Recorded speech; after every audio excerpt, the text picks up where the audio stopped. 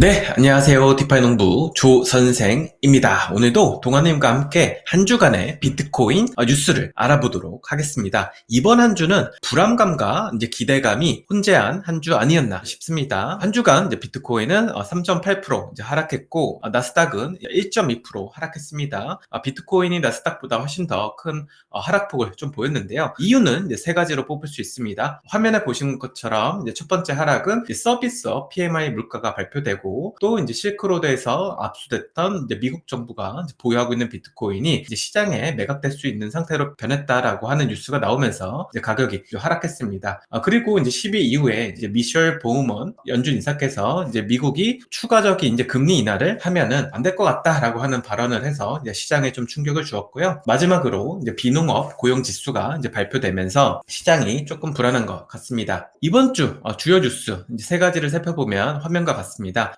미국 정부 이제 비트코인 매각 가능성에 이제 시장이 시끌시끌했다라고 하는 기사인데요. 미국 정부가 현재 69,370개 비트코인을 실크로드에서 이제 압수를 했었습니다. 근데 이 물량 자체가 이제 시장에 좀 매각될 수 있는 상태로 변했다라고 하는 기사가 나오면서 시장에 좀 큰 충격을 좀 주었는데요. 재밌게도 지갑에 이동이나 어떤 변화는 없습니다. 다만 예전에는 미국 정부가 이것을 함부로 시장에 팔 수 없었는데 이제는 팔 수 있게 된 것뿐이고, 앞으로 트럼프 대통령이 이제 취임하고 나서 어떻게 될지 우리가 좀 살펴볼 필요가 있는 것 같습니다. 두 번째 뉴스를 살펴보면요, 미국 서비스업 PMI 물가가 이제 발표가 되었는데 이 하위 지수에 이제 서비스업 지수가 또 같이 발표가 됐습니다. 거기서 우리가 주목해야 될 것은 뭐냐면 바로 구매 물가 지수가 60% 돌파했다는 데이터를 좀 볼 수 있었는데요. 이 60이 굉장히 좀 중요한 의미를 좀 갖습니다. 기존에 코로나 이후에 글로벌 공급망 이슈가 생겼을 때 그 서비스업 기업들이 물건을 구매하기 위해서 이제 지출하는 비용들이 급격히 올라갔던 적이 있었습니다. 이 초록색 선처럼요. 근데 이게 이제 1년 동안 계속 떨어지다가 올해 들어서 다시 고개를 좀 들었던 것 같습니다. 동원님, 이 60을 돌파했다는 이 소식이 얼마나 큰 이슈일까요? 이거는 사실 저도 이 지표를 발표하는 걸 라이브로 보면서 조금 놀랐는데 65.1이 나왔거든요. 이게 원래 시장 예상치는 57.5였어요. 그래서 상당히 예상을 웃도는 수치이고, 말 그대로 서비스업 PMI 물가이기 때문에 그 서비스업 물가에 직접적으로 좀 영향이 있는 그런 이제 내용이죠. 그리고 나중에 나오는 이제 이번 달에 나오는 CPI나 PC 물가에도 서비스업 물가가 거의 한 57% 정도 반영이 돼 있거든요. 그래서 이 나중에 나오는 지표를 좀 미리 알 수 있다는 측면에서 좀 굉장히 충격적인 그런 지표였고, 이 65.1은 참고로 2023년 2월 이후의 최고치입니다. 그러니까 2023년 2월 이후부터 아마 제가 기억하기로는 3월부터 계속 금리를 올렸거든요. 야, 이거 너무 물가가 높다 이러면서 올렸었는데, 그러니까 그때 수준의 좀 서비스업 물가가 나오면서 야, 이거 어떡하냐 지금 이런 상황이라고 보시면 되겠습니다. 네, 이제 세 번째 뉴스 살펴보면 12월 미국 비농업 일자리가 예상 상회를 이제 하면서 금리 인하에 대한 가능성이 좀 낮아졌다라고 좀 보도되고 있습니다. 아무래도 고용이 좋다 보니까 앞으로 추가적인 금리 인하를 좀 하기 좀 어려워진 거 아니냐라고 하는 전문가들의 이제 발언이 좀 있었는데요. 화면 우측에 살펴보면 전달과 대비 얼마나 좀 차이가 있는지 좀 확인할 수 있습니다. 근데 11월 달에 어떤 지수는 화면에 보시는 이 부분인데 증가를 좀 했습니다. 하지만 기대했던 것보다 굉장히 많이 올랐다는 게 시장에서 좀 이슈였는데요. 동아님, 이거 어떻게 생각하실까요? 이번에 발표된 거는 이제 12월 지표예요. 작년 12월 기준 미국 실업률과 비농업 고용 지수인데 11월에 허리케인이 있었어요. 그래서 사실 12월의 자료는 조금 높아졌을 거다. 그래서 12월보다는 비농업 고용 지수 같은 경우는 좀 낮게 나올 거다라고 해서 16만 4천 개 정도의 일자리를 예상을 했었는데 실제 지금 일자리가 25만 6천 개가 나온 거예요. 그래서 사실 이제 고용이 굉장히 탄탄하다. 그리고 실업률 같은 경우도 당연히 변함없이 4.2% 정도 수준일 거다라고 했는데 지금 이제 4.1%로 실업률이 줄어들었거든요. 그럼 저희가 이제 여러 차례 말씀드렸다시피 금리 인하를 하려면 고용이 안 좋아져야 되고 물가도 더 내려가야 되는데 지금 정반대의 상황이 이번 주에 계속 이제 지표로서 나타나고 있는 겁니다. 이 두 가지는 그런 의미라고 보면 되겠습니다. 네, 이제 비트코인 현물 ETF 순유입가 유출을 살펴봐야 되는데 이번 한 주는 순유입이 많았던 한 주였습니다. 근데 이제 우리가 좀 살펴봐야 될 건 뭐냐면 6일 날, 월요일 날 굉장히 많은 수급이 좀 들어왔습니다. 근데 8일에 굉장히 많은 유출과 함께 지금 현재 회복을 많이 못하는 양상을 보이면서 이제 매수세가 점점점 사그러드는 거 아닌가라고 하는 좀 우려도 시장에 있는 것 같습니다. 화면 우측에 살펴보면은 이제 블룸버그 리서처인 에릭 벨추나스가 그럼에도 불구하고 지금 미국 ETF가 지금 만들어진 지 1년 정도 좀 돼 가는데 지금 현재 비트코인 총 공급량의 4% 이상을 ETF들이 들고 있다. 이것은 굉장히 좀 중요한 의미 아닐까라고 하면서 좀 트위터를 좀 올리기도 했습니다. 이더리움 현물 ETF 순유입과 유출을 살펴보면요. 이번 한 주는 순유출이 굉장히 많았던 한 주였습니다. 다들 아시다시피 이더리움 ETF에 많은 자금이 몰리지 않는 것은 스테이킹을 지원하지 않기 때문에 현재 기관 투자자들이 좀 망설이는 것 같습니다. 그럼에도 불구하고 이더리움이 2024년도 주요 지표를 좀 발표했습니다. 얼마나 한 해 동안 우리가 성장했는지 발표한 내용인데요. 화면 우측에 살펴보시면요. 이더리움 네트워크에 현재 잠겨져 있는 이더리움의 양이 2023년 대비 127% 올랐다고 이렇게 보도가 됐습니다. 1년 전과 대비해서 가격은 비슷한 좀 레벨인데 그럼에도 불구하고 더 많은 이더리움이 지금 네트워크에 잠겨 있다. 더 나아가서 여기 이더리움 네트워크의 매출도 계속적으로 올라가고 있고 트랜잭션도 13% 이상 올랐기 때문에 이더리움이 잘하고 있다라고 이렇게 발표한 겁니다. 그럼에도 불구하고 사실 솔라나나 비트코인보다 가격적인 퍼포먼스가 좀 좋지 않다 보니까 사람들이 이더리움에 대해서 계속 걱정을 하는데 이번 한 해는 ETF의 스테이킹이 지원되면서 좀 다른 흐름을 좀 보였으면 좀 좋겠습니다. 네, 이제 비트코인 왜 하락했는지 우리가 살펴봐야 되는데요. 동아님께서 이제 두 가지의 어떤 큰 이유를 가지고 설명을 좀 드릴 겁니다. 첫 번째 장표는 실업률과 인플레이션 기대지수 때문에 비트코인이 좀 하락한 거 아닌가라고 하는 결론을 내리신 것 같은데요. 동아님 한번 설명 부탁드릴게요. 네, 주초부터 한번 그냥 고스루를 해드릴게요. 처음에 이제 동현님께서 비트코인 가격 추이를 쭉 보면서 처음에 얘기가 나왔었던 게 ISM 서비스 지수 물가 얘기가 나왔었고, 뭐 예상치 못했던 상승이긴 했는데 102K, 10만 2천 달러까지 올라갔었잖아요. 거기서 지금 10,000달러 정도를 떨어져서 약간 반등을 한 지금 그런 상태인데, 이 떨어지는 구간마다 주요 포인트들이 다 있었어요. 그래서 처음에는 서비스업 물가가 굉장히 심각하네 생각보다라는 생각 때문에 가격이 급락을 했고, 중간에는 실크로드 물량을 미국이 또 팔 수 있다 이런 루머가 퍼지면서 또 가격이 완만하게 내려갔고요.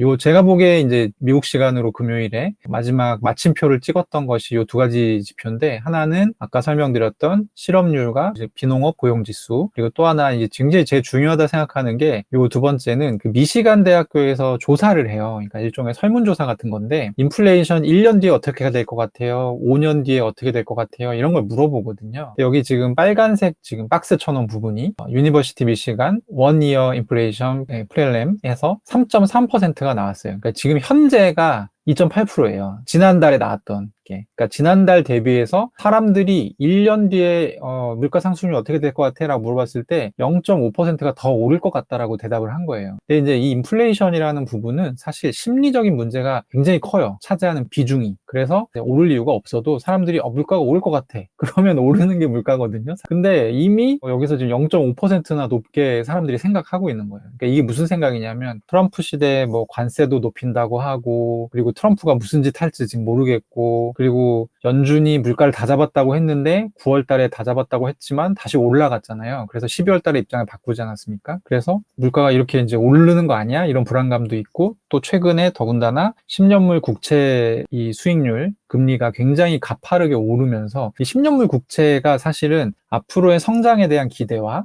앞으로 물가 상승률에 대한 어떤 그 예상이 합쳐져 있는 게 10년물 금리라 보시면 되거든요. 근데 이 금리 자체가 너무 가파르게 오르다 보니까 이거 물가 100% 오르겠네라고 사람들이 생각을 하고 있는 거예요. 그래서 이게 굉장히 중요한 지표다. 그래서 어제도 보시면 방송 날짜가 1월 11일 토요일인데 금요일에 보면 비트코인 가격이 거의 92,000달러 밑으로 내려왔다가 뭐 이렇게 슬금슬금 오르더니 이제 막 미국 장 시작되니까 오르려고 하다가 요 지표 두 개를 맞고 다시 92,000달러 선으로 떨어졌다가 지금 이제 오전 11시에 방송을 하고 있는데 지금 94,000달러 정도거든요. 제가 보기에 지금 가격이 좀 이상한 거고, 사실 저는 이 두 개 지표가 나왔을 때 야씨 오늘 8만 달러대 보겠는데 라는 생각을 했었습니다. 그래서 그만큼 지금 이런 상황이라 보면 보시면 될 것 같고, 지금 오른쪽에 있는 그림 있잖아요. 흰색 표. 요게 이제 패드워치라고 해서 쉽게 얘기하면 베팅하는 걸 확률로 바꿔주는 그런 서비스인데, 어떻게 읽으시면 되냐면 이 4.25에서 4.5예요.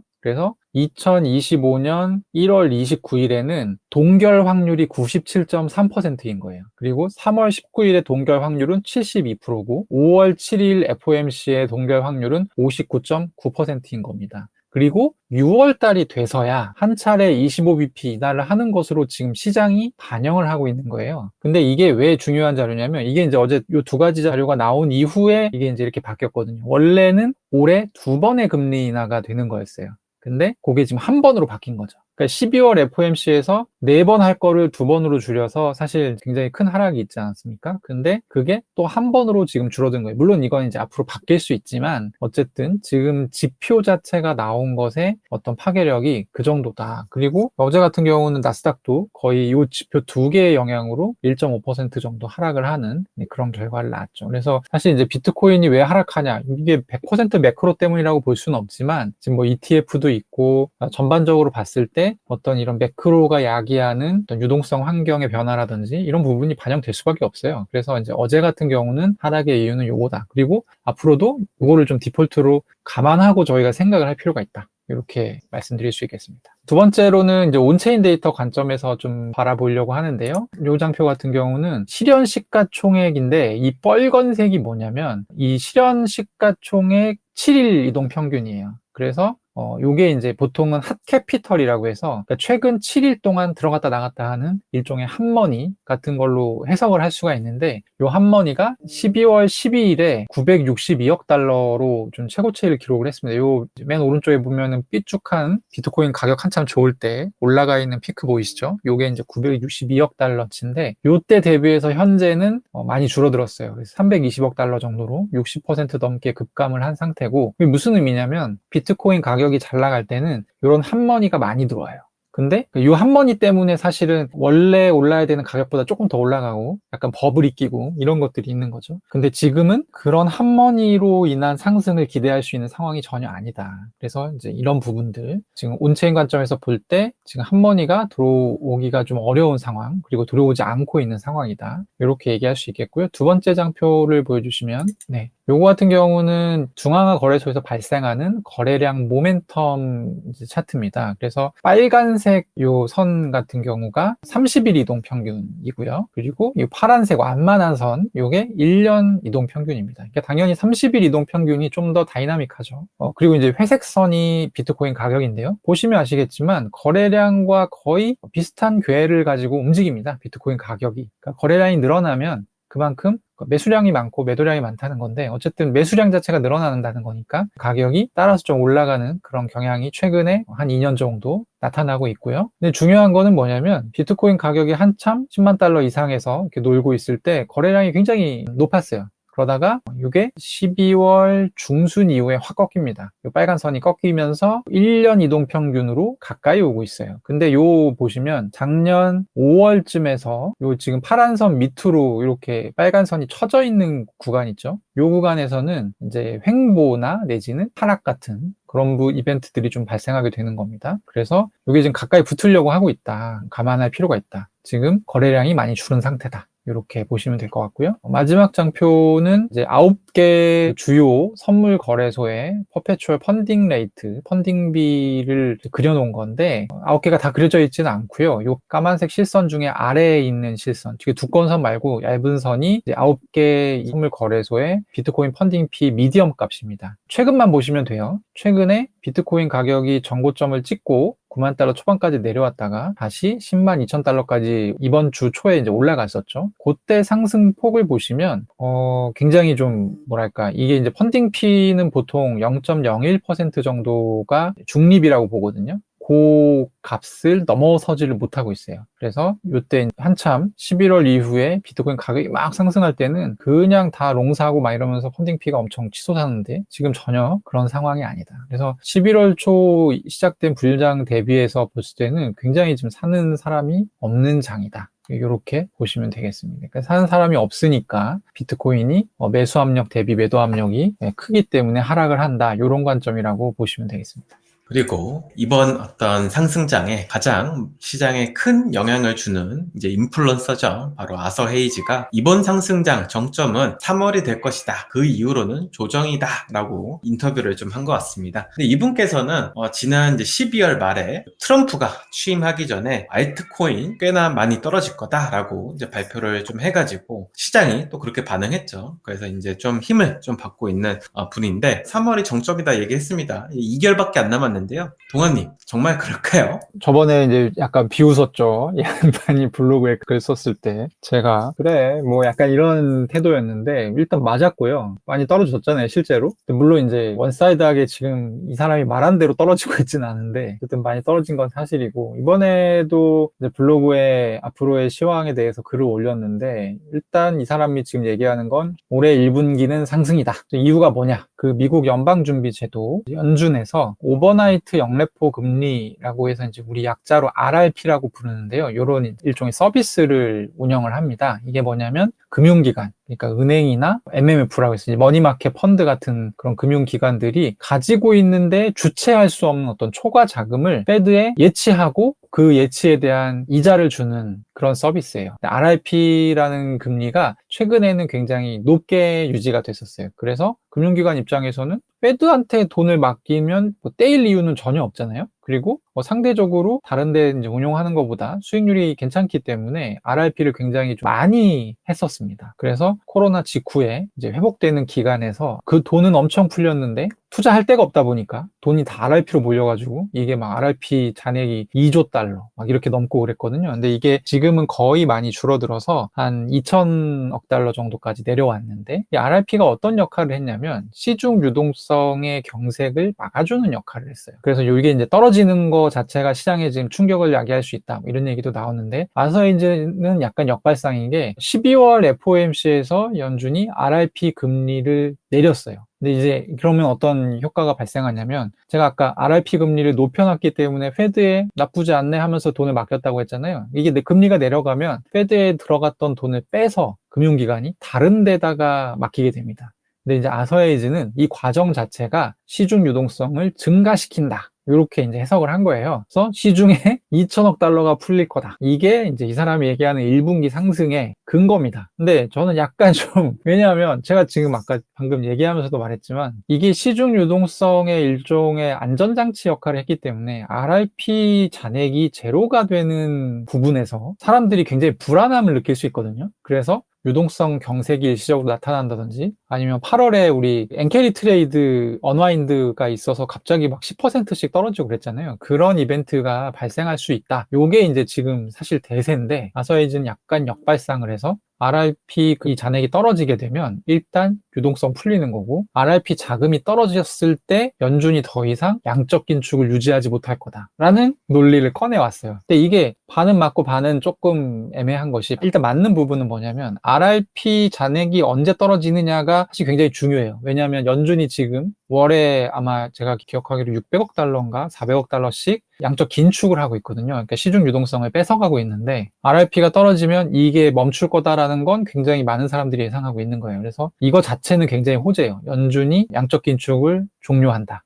그러면 시장은 좀 가격이 오를 수 있는데 아서에이즈는 이것 플러스 그 2천억 달러가 딴 데로 가는 것 자체가 유동성 공급이기 때문에 1월 달에는 상승이 될 것이다. 하지만 3월 이후에는 조정이 굉장히 강하게 올 수 있다. 이런 논리를 피고 있습니다. 그래서 근데 이제 아서에이즈를 제가 지금까지 쭉 보니까 이 양반이 수시로 전망을 바꿔요. 그래서 1분기는 무조건 상승 이렇게 받아들이시기보다는 원래는 이제 트럼프 취임 전까지 그냥 하락이다 이렇게 봤는데 지금 그 관점을 조금 수정한 거거든요. 상승이 일어날 수 있는 거예요. 트럼프 취임 전에도. 그런 정도로 해석하시면 좋을 것 같고 어쨌든 이번 주에 나온 지표나 분석이나 전망이나 다 조금 상승보다는 하락 관점이 많은데 아서에이즈는 그 점에서는 조금 다른 의견이기 때문에 소개를 할 만하다. 이렇게 보시면 되겠습니다. 네, 아서헤이즈 말대로 1분기 동안 끝없는 상승이 좀 왔으면 좋겠습니다. 알트코인 관련해서는 이제 매주 이제 수요일 오후 10시에 한 주간의 이제 알트코인 시장을 이제 분석하고 그다음에 새로 나온 트렌드, 그다음에 중앙화 거래소와 이제 탈중앙화 거래소에서 일어나는 일들을 좀 정리해 드리니까요. 많은 참여 좀 부탁드리고요.